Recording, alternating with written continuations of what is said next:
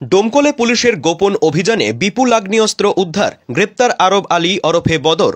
গোপন সূত্রে পাওয়া তথ্যের ভিত্তিতে বড়সড় সাফল্য পেল ডোমকল থানার পুলিশ।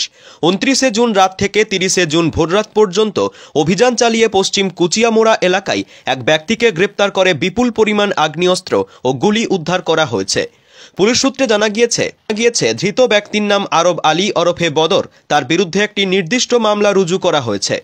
ধৃতের হেফাজত থেকে পুলিশ যে আগ্নেয়াস্ত্র ও গোলাবারুদ উদ্ধার করেছে তার মধ্যে রয়েছে একটি দীর্ঘ পাল্লার দেশীয় তৈরি 303 রাইফেল, দুটি দীর্ঘ পাল্লার দেশীয় তৈরি 12 বোরের আগ্নেয়াস্ত্র, একটি উন্নত মানের দেশীয় তৈরি 7 মিলিমিটার পিস্তল ম্যাগাজিন সহ 4 রাউন্ড 303 গুলি, 20 রাউন্ড 12 বোরের গুলি, 4 রাউন্ড 7 মিলিমিটার তাজা গুলি। পুলিশের অনুমান, ধৃত ব্যক্তি এই সমস্ত আগ্নেয়াস্ত্র কোনো অপরাধমূলক কাজের উদ্দেশ্যে জমা করে রেখেছিল। অস্ত্রগুলির উৎস সম্ভাব্য ক্রেতা কিংবা অন্য কোনো চক্রের সঙ্গে যোগ রয়েছে কিনা তা খতিয়ে দেখছে পুলিশ। গ্রেপ্তারকৃত আরব আলীকে সোমবার ডোমকল এলডি আদালতে পেশ করে 14 দিনের পুলিশি হেফাজতের আবেদন জানানো হবে বলে পুলিশ সূত্রে খবর। এই ঘটনায় এলাকায় চাঞ্চল্য ছড়িয়েছে।